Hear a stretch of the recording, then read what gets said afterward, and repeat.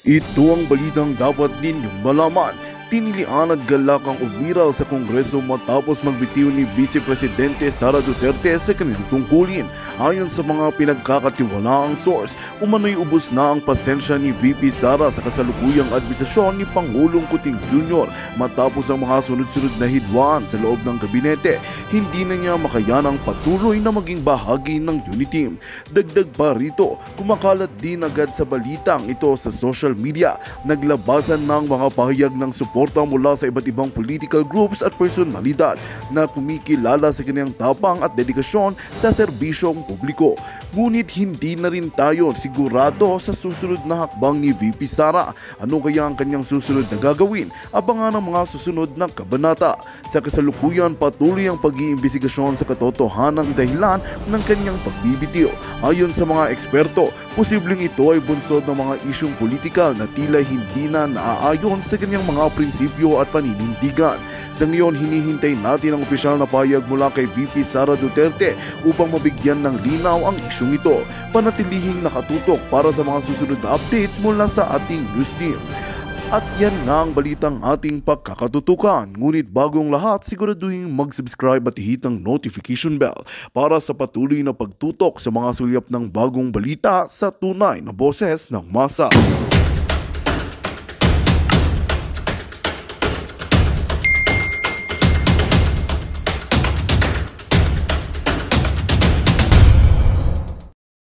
Akin ng dalawang picture. At medyo na na na-amaze ako sa imagination ng mga netizens ngayon. Okay, ang unang picture, ito, magkatabi ang agila ng Davao at ang kuting ng Norte. Okay. Sa election pa ito ng kampanya, I think nag-attend sila ng anak ng kasal. So very sweet pa sila, naka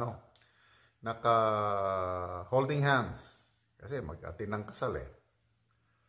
Yung katabing picture, ito na.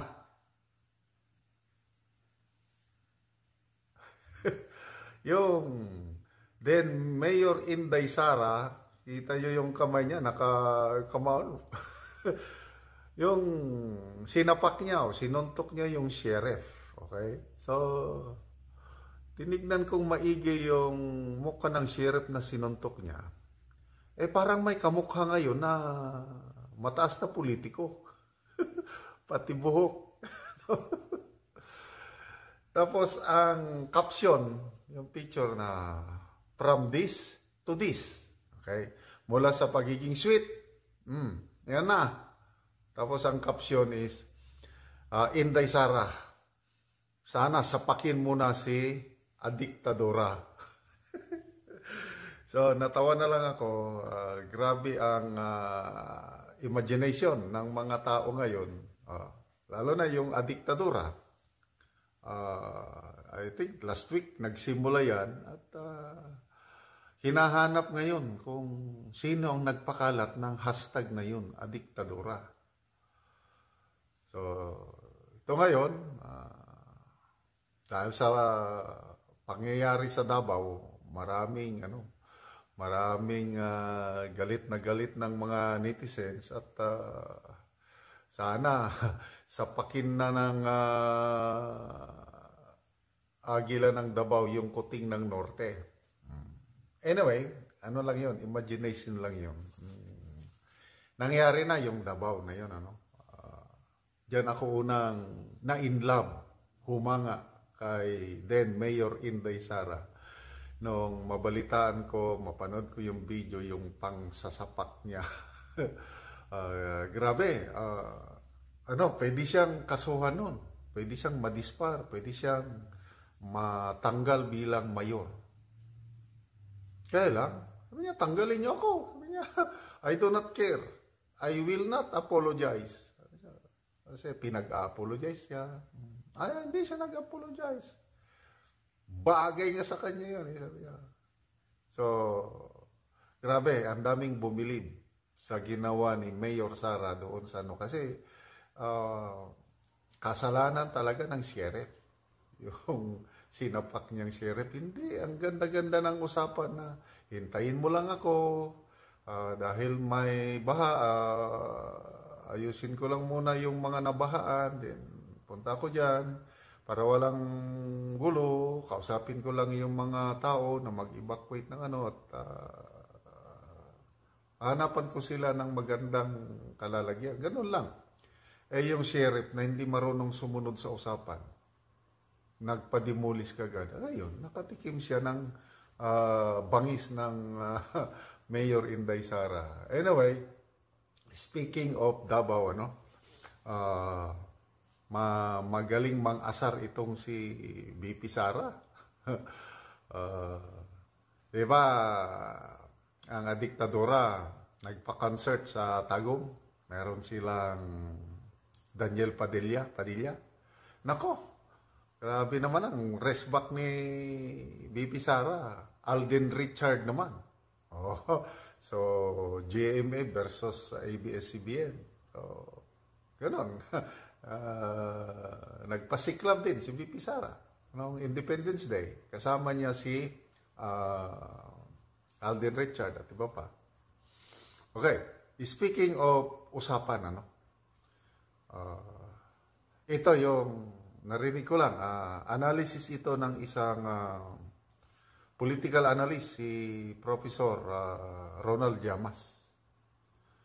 Yung 2022, parang may verbal agreement between then Mayor Sara and candidate Bongbong Marcos na okay, mas may edad ka naman, bata pa ako, ikaw muna ang tatakbo ngayon, busy ako, pagka tapos na yung term, ako naman. Parang yun ang internal arrangement ng unit team noon. Kasi kung tutuusin mo, pag sinunod ni Mayor Sara yung gusto ng kanyang tatay na siya ang kakandidato, mananalo at mananalo siya. Kaya lang bakit siya pumayag na nag-vice at sinuporta niya ang candidacy ni BBM? Dito mo makikita na hindi sakim sa kapangyarihan si Mayor Sara noon. Sige, mauna ka lang.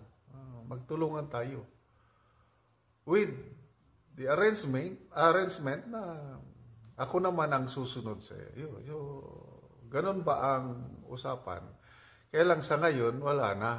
Yung usapan na yon hindi na nasusunod. Bakit? Pumasok na yung like father like son ba yun? Gusto nilang magtagal. Ang father niya, 20 years. Gusto nila, ganon din, magtatagal sila. So, yun na, nagkagulo na ang unit team nung ang isang tambaluslos sumingit sa eksena na gustong maging presidente by 2028, then after that, susundan ng isang Sandro Marcos. So, hindi sumunod sa usapan. I hope, I agree, yung analysis ni Professor Ronald Llamas, I agree. That's a possibility. Kasi, ito, nalaman ko lang din sa mga kaibigan ko na taga Davao, kung bakit hindi sumunod si BP Sara na sa kagustuhan ni PRRD na magpresidente siya. Hindi niya gusto yung kanyang katandem. Yung si Bongo, yun ang ipapari sa kanya. Sabi ng taga Davao, hindi daw magkasundo si Bongo at saka si Mayor Inday Sara. Kaya, wala, hindi siya pumayag. Dahil ayaw niya yung kanyang kapares. So, yun. History, nag-slide down siya. So, marami ngayon ang medyo naghihinayang. Kasi kung tumakbo lang si BP Sara as presidente, nanalo, di wala sana tayong problema ngayon. Kaya lang, huwag na nating sisihin si BP Sara. Kasi nagtiwala siya na susundin yung usapan na siya ang susunod. Total, bata pa naman siya. She has all the time. So, bakit? Ano? So, tama lang yun. Mag-practice muna siya as Vice President para mas magaling siyang mag-presidente pagdating ng panahon. So, ngayon, wala na. Labanan na ngayon. But, anyway, basta lang fair, honest election by 2028. Wala namang smartmatic. Walang tsansa ang isang Speaker of the House ngayon na magiging presidente.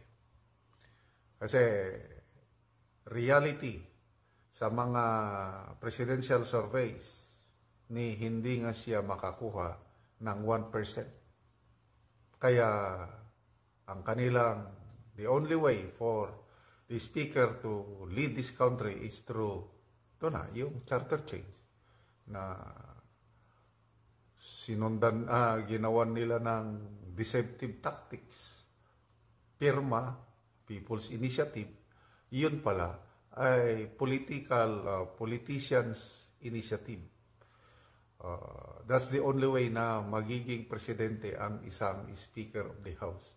Yung change of government para, ayun, maisaktuparan nila ang kanilang kagustuhan.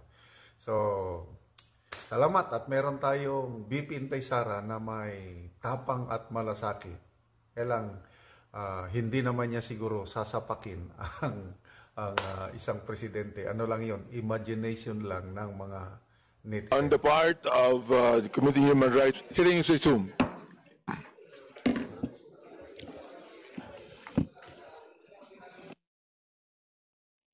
Okay, since in accordance with our rules, Section 11,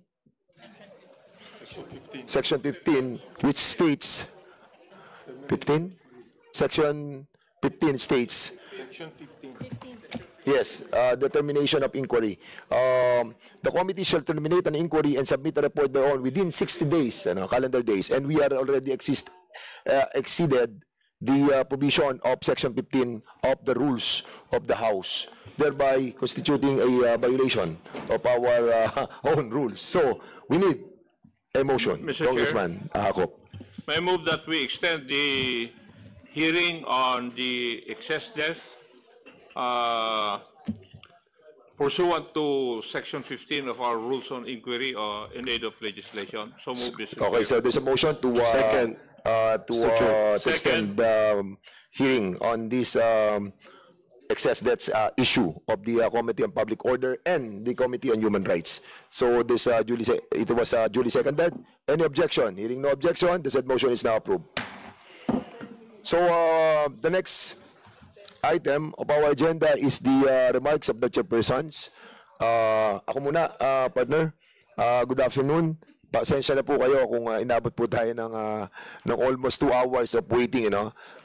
We extended our hearing. Unfortunately, it's not our own volition. But we will be expediting yung ating pong hearing for today's issue. So, good afternoon to our colleagues, resource persons, and guests. Welcome to the joint meeting of the Committee on Public Order and Safety and the Committee on Human Rights. This is our 5th joint meeting, and hopefully today we will be able to finally resolve all the issues raised in the House Resolution number 1481 and address the concerns discussed in the previous meetings. Kahapon po ay natanggap ng aking opisina ang official copy ng amendments to the International Health Regulation o IHR na inadapt ng 77th World Health Assembly na naganap sa Geneva, Switzerland noong May 27 hanggang June 1, 2024. Ang dokumentong ito ay galing mismo sa ating Department of Health. Ang mga representatives ng DOH na nagpunta sa nasabing World Health Assembly ay inimbitahan ng committee ngayong araw para may paliwanag sa taong bayan ang mga pinag-uusapan doon at mga opisyal na posisyon ng ating bansa ukol dito.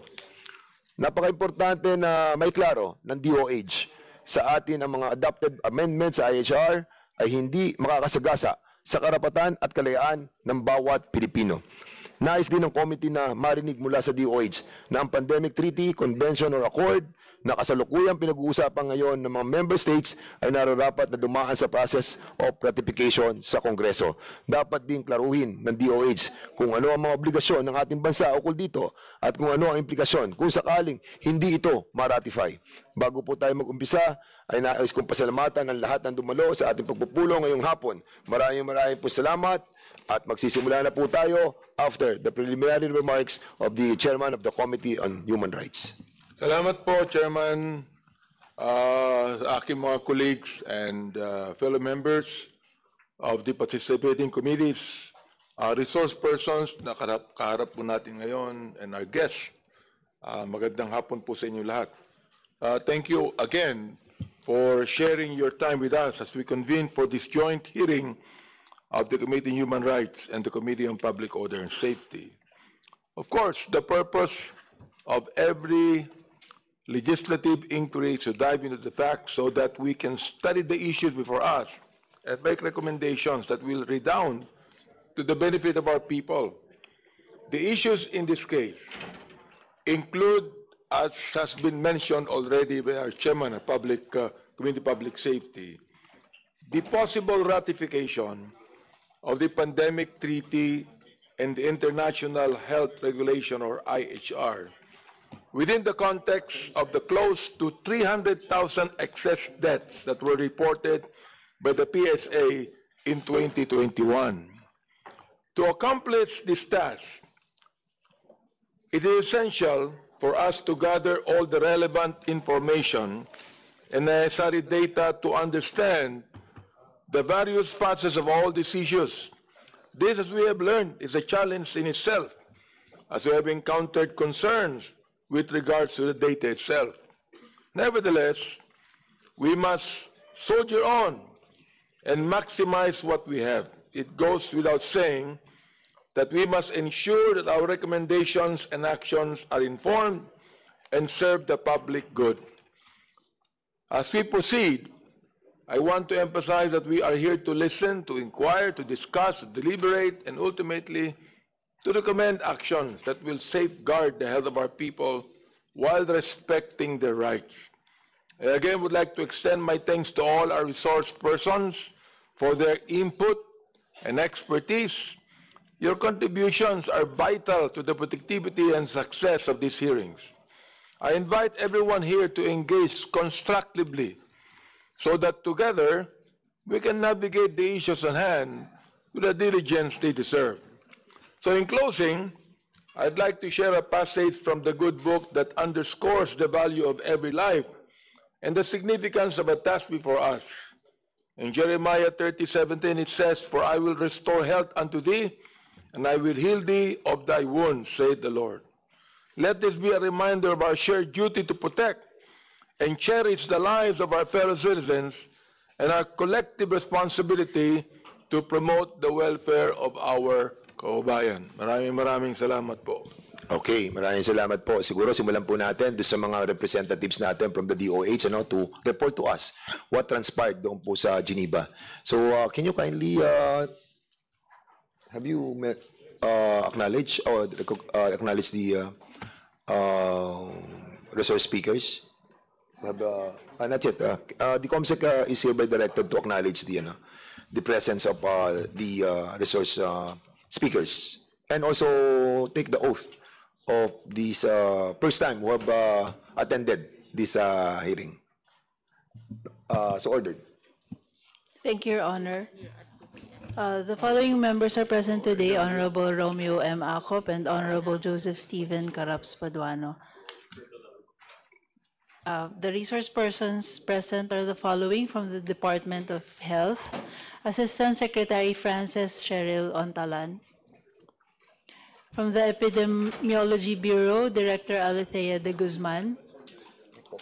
From the Bureau of Quarantine, Director Ferdinand Salcedo. From PhilHealth, the COO, Attorney Eli Dino Santos. And from the Food and Drug Administration, Director Cecilia Matienzo. We also have with us from DOH, Attorney Carmela Ojano and Ms. Athena de Guzman.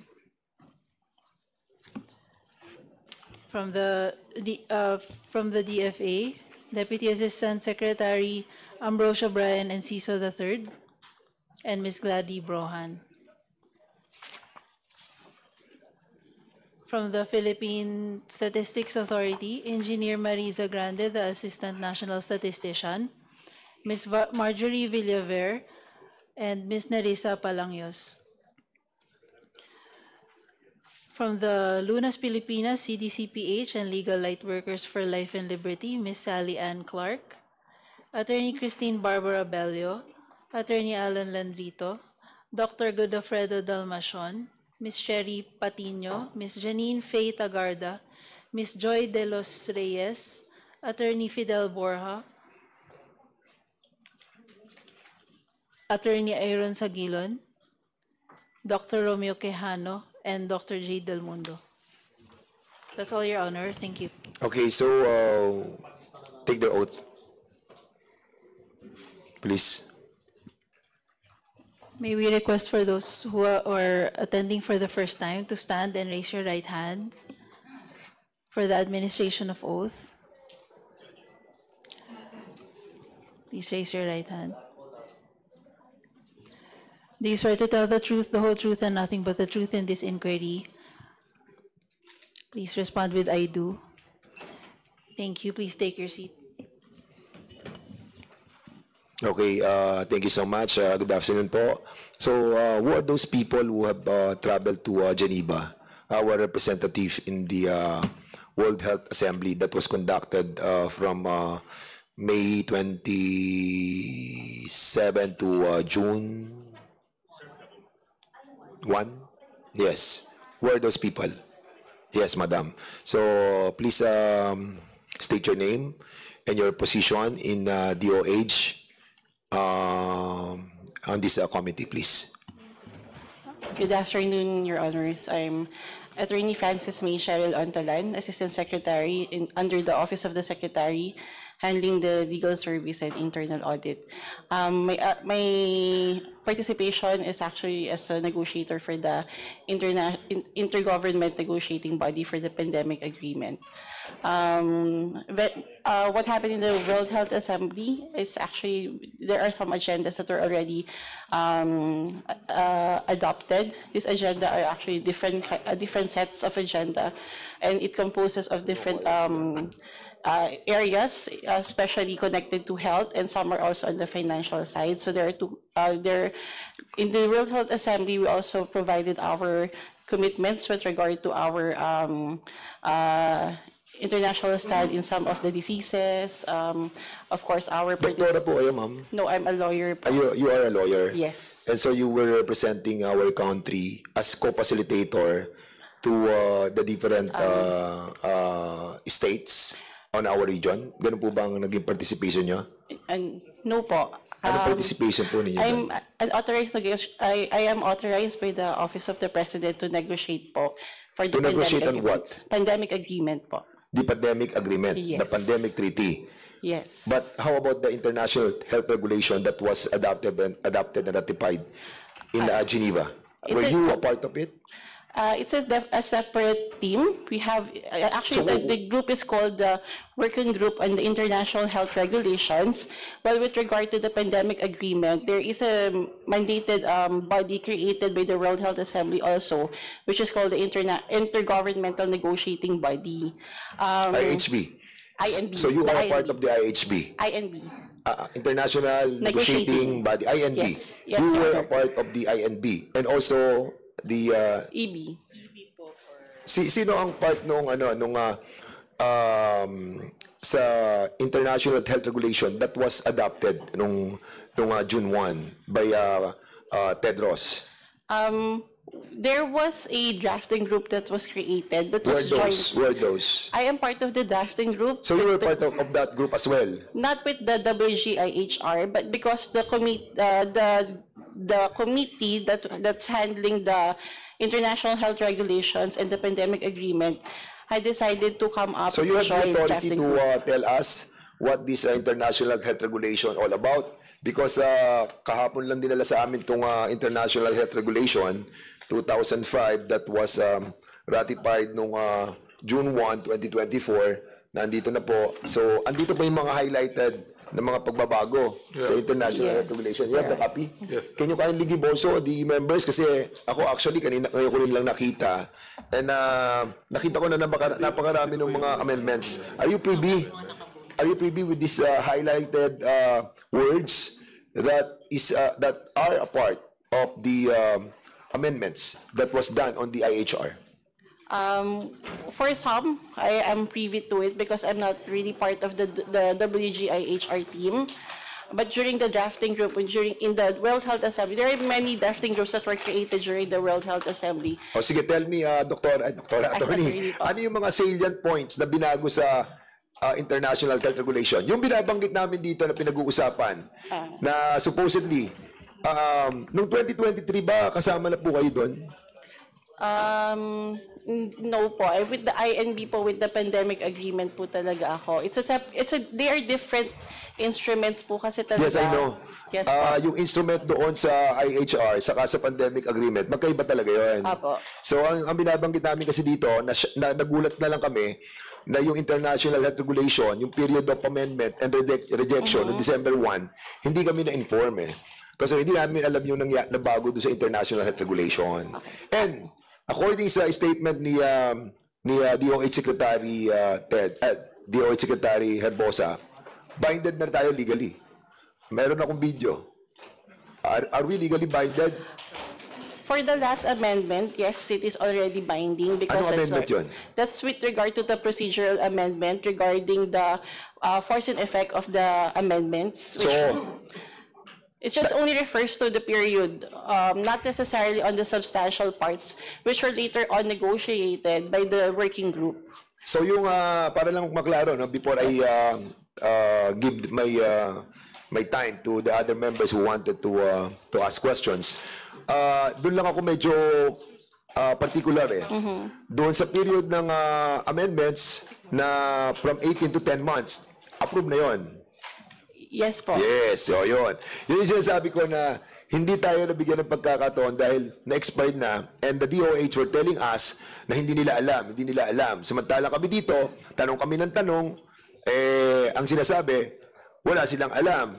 Even the representative that was given to us was not a Filipino na representative natin sa WHO. And may immunity siya to be invited on this hearing.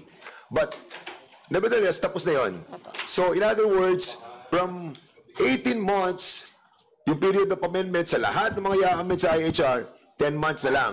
And, yung tinatawag nating 2 years, ganun din, 1 year na lang. 1 year, yes. So, in other words, itong pandemic treaty or agreement na now, pinag-uusapan na ninyo sa INB, am I correct? Na Yes. pinag-uusapan pa yan? Still ongoing negotiations. Yung pandemic agreement na yan, na treaty na yan. And that will be adopted after a year. No po. It's a different one po. Just for the information of the committee po, we are abiding by the WHO Constitution.